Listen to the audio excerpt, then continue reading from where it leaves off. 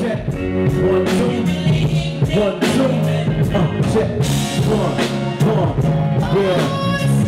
Yo, get the bill. 1, 2, 2, check. That's swinging wild. Baby, mom, this in the threats like red payments on some deadbeat dash. Hate you in the worst way. Spend money on rose instead of your son's birthday. Mad quick, told her hold up, be over tomorrow. Then went back up to the water, get another glass in the bottle.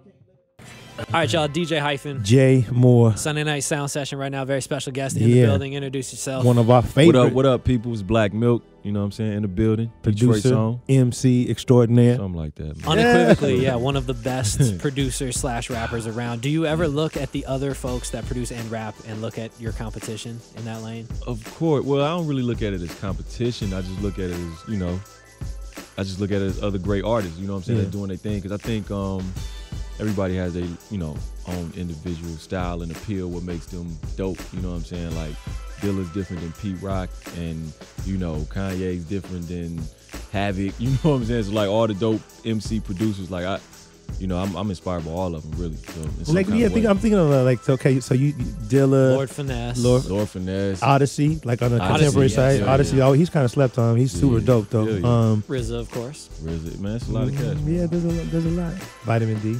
Who are some of your favorites, or who's maybe your absolute favorite? I just kind of mentioned them. Yeah. You know what I'm saying?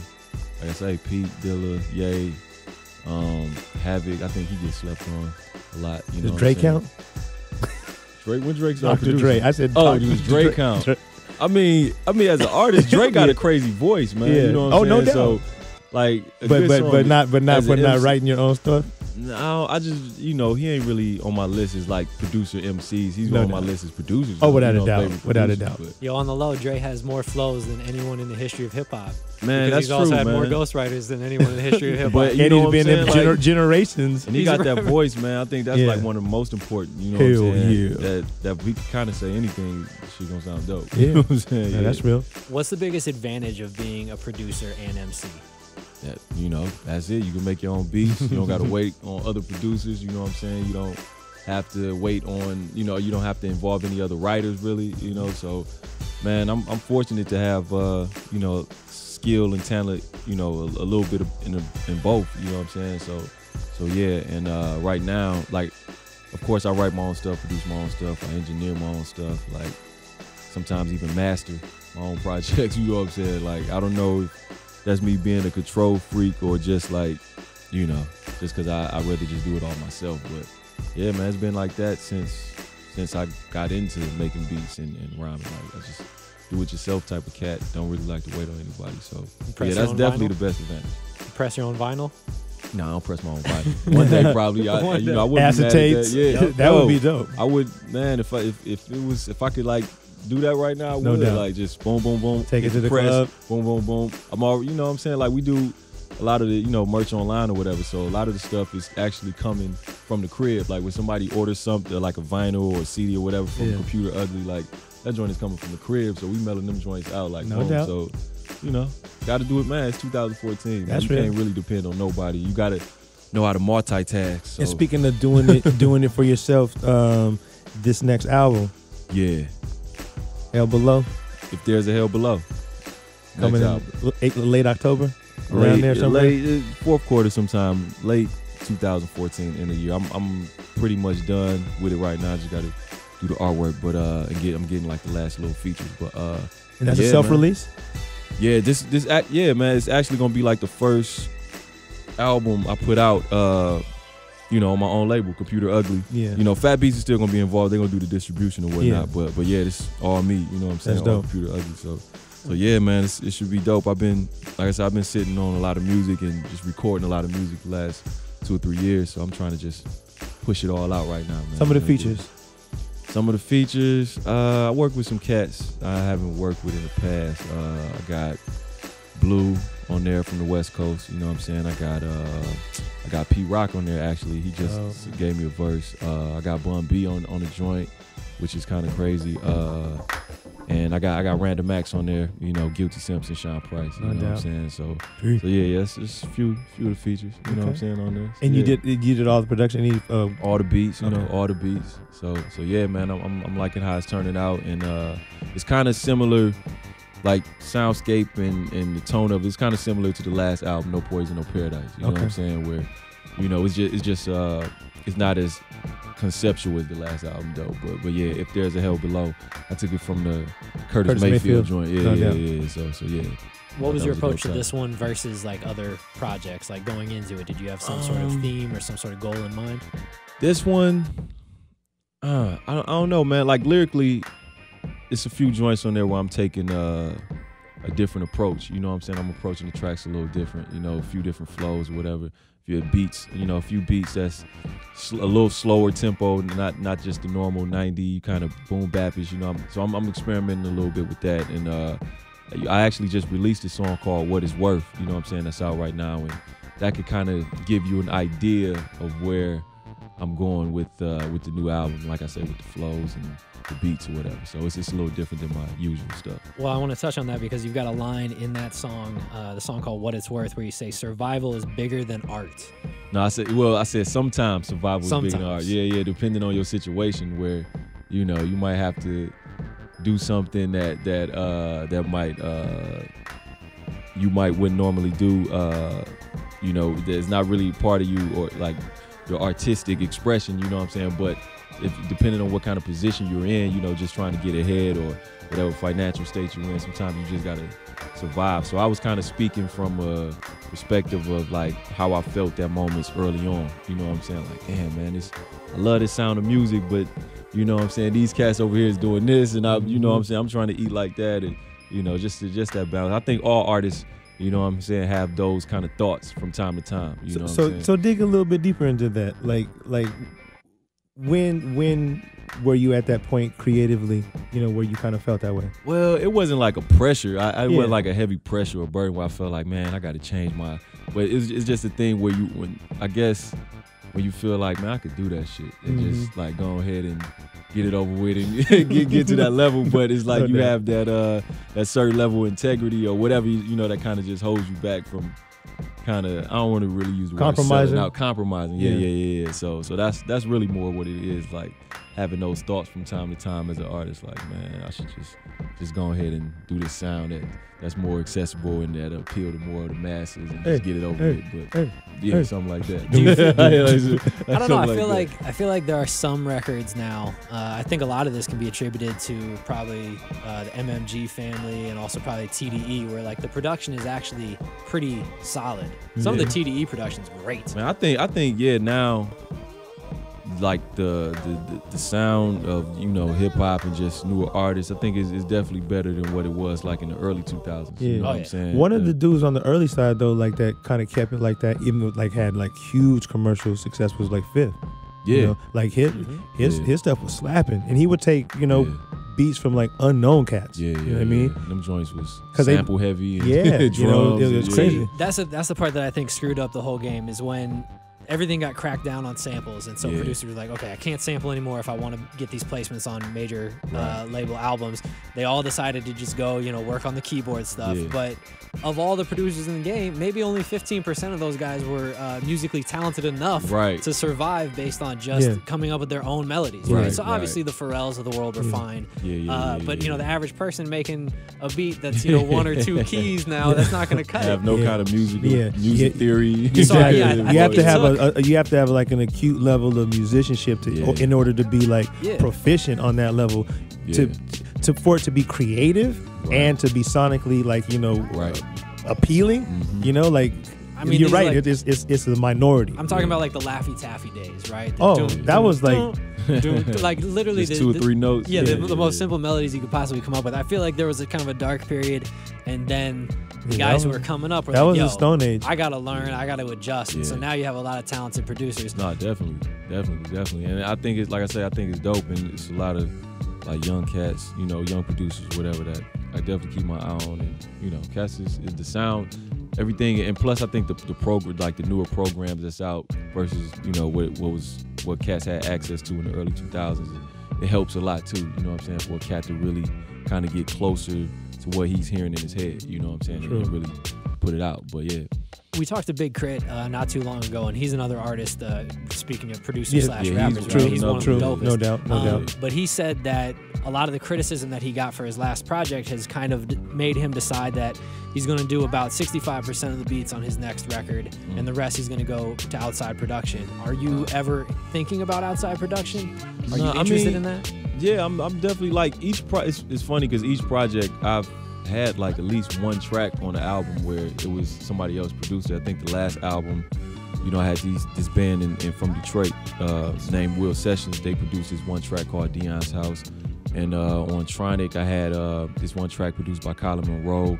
On I can't remember on Album of the Year. I might have did all of that. But yeah, I'm open to that. You know what I'm saying? See, the thing with me is like production is like everything to me. So it's like I can definitely admit that my heart is more into the producing side and beats and finding records than it is into the rapping. Like I still like rapping and you know, getting certain things off my chest and writing and all that, but I'm so focused on like things sonically, you know what I'm saying? So yeah, it's not necessarily that I don't really want outside production. It's just I fucking love making beats, you know what I'm saying? Like that's my shit. And if I hear a track from a producer, you know what I'm saying, that fits, you know, the project, fits the, you know, what I'm trying to do for a project, and if it could flow and be cohesive with the rest of the records, I wouldn't mind you know, incorporating it into the project. It's no big deal. Who are some of the younger producers you mentioned that are kind of on your radar right now that you digging? Young producers. Damn, man, my mind just went blank when you said that. Who? Let me see. Somebody I like is like Dahi. You know, I think Dahi. DJ Dahi. He did the Worst Behavior joint. Hell yeah. He's done a whole bunch of other stuff too. Damn, let me think, man. You kind of just put me on the spot with that one.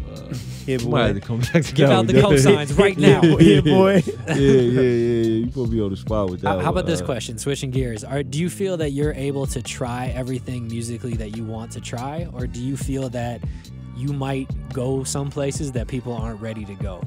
I mean, I really don't think about it like that. I kind of go off of what I like, you know what I'm saying? And if cats dig it, they dig it. You know, if they don't, you know, hopefully I just get them on the next one, you know what I'm saying? So I don't really trip on, I do, you know, I try to keep a little bit of that in mind, like, yo, I want to grab the ears of some of these people, you know, the average listener that's not probably like musically inclined or, you know, really on top of what's going on in the indie world, you know what I'm saying? So I do certain things musically that can possibly appeal to the average listener, but for the most part, creatively, I kind of go with how I feel, you know what I'm saying, what feels right and what sounds right to me, you know what I'm saying, and I go from there, and it's worked for me, you know, this far, you know, this long, you know what I'm saying, being able to survive as an indie artist, so yeah, I don't really see myself kind of changing it up too much, you know.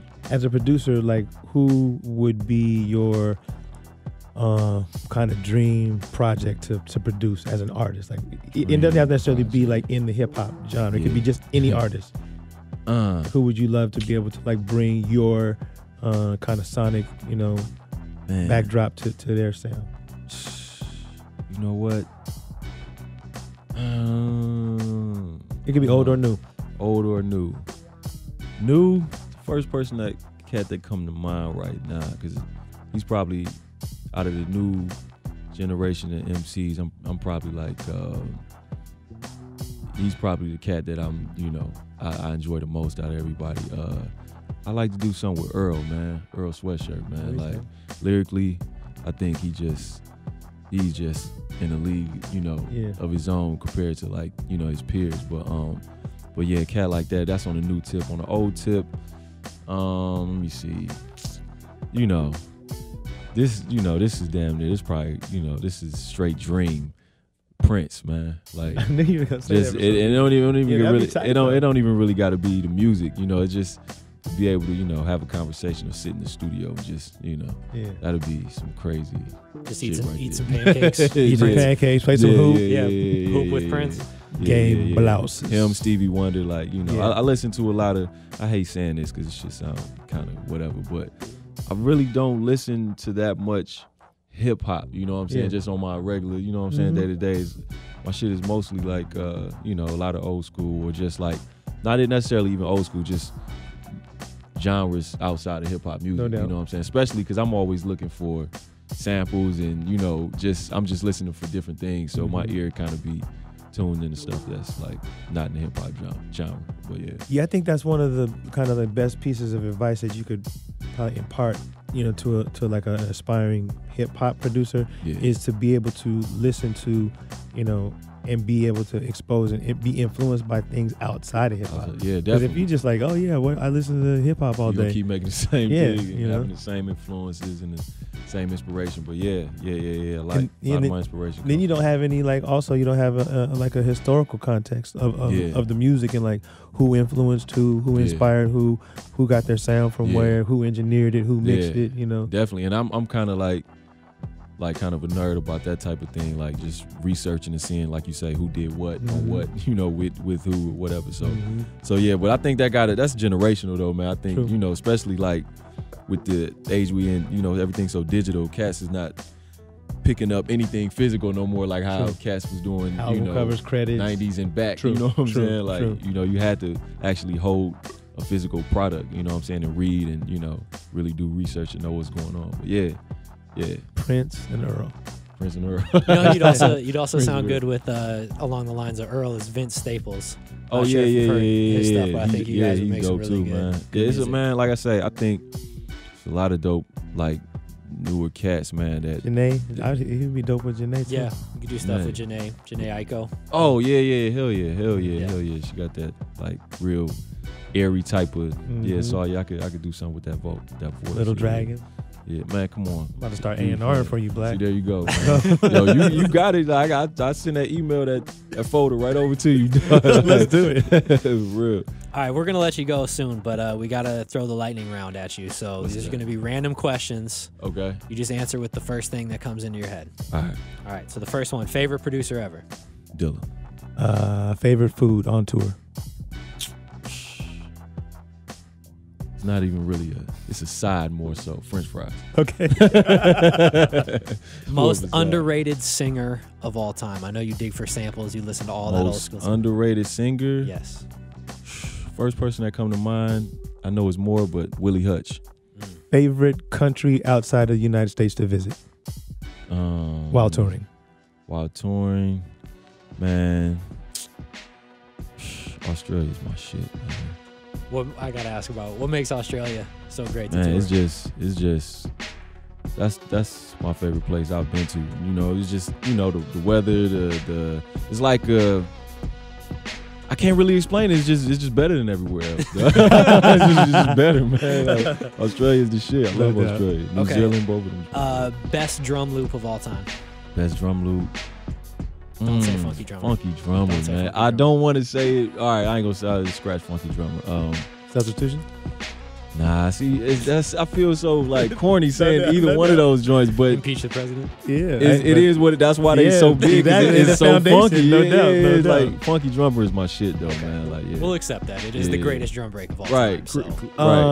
Favorite mixing engineer. Favorite mixing engineer. That's a good one. Probably Russ Elevato. Oh yeah, the out of the D'Angelo stuff. Yeah, that Voodoo album is like I reference that album a lot when I'm sonically like mixing. Mixing. Sure. Yeah. Best movie ever. Best movie ever. Or favorite. I'll let you go with favorite. Damn, that's a real good. Best movie ever. First one that pops into your head. Usual Suspects. Pancakes or waffles? Pancakes. Kick or snare? That kick, man. Got that kick. You can't get away with. Can't get away with a bad kick, man. You could get away with a bad snare sometimes. I was gonna ask him quesadilla or grilled cheese, but I forgot he don't eat cheese. You already know. I don't do cheese at all. All right, along those lines, 1%, 2%, whole or non-fat. It don't even matter, man. Like milk is to me, chocolate. Milk is milk. Like strawberry quick. We drunk all the joints back, so but I'll be off the 2% most of the time. Yeah. Right, okay, here you go. SBs or Air Force? SBs, man.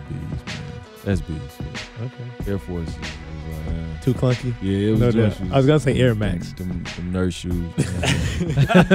SB. Favorite Detroit athlete? Favorite Detroit athlete, Barry Sanders. It's a good pick. Better Detroit enforcer, Rick Mahorn or Trick Trick? Trick, of course, man. Like, and it's funny you said that because, yeah, of course, I'm cool with Trick, but you just made me remember, like, damn, when I was younger, I did go to that Rick Mahorn basketball camp, man. And he was like on cats' heads, man, like tough. But yeah. But Trick all day. All right, we're going to let you go. Black Milk, If There's a Hell Below, fourth quarter. Yeah. Websites where they can go to follow you, more information, all that stuff. Hit me up on the Twitter, black_milk. You can check out, where I'm going to be tour-wise, album-wise. You can go to computerugly.com, or you can go to blackmilk.biz. That's it. There it is. Black Milk. I thought I was about to say .biz.com. Look, I got her with me. Yeah. Black Milk, thanks so much for coming through. Sunday Night Sound Session, DJ Hyphen. J Moore. We appreciate it, man. Yeah. No doubt.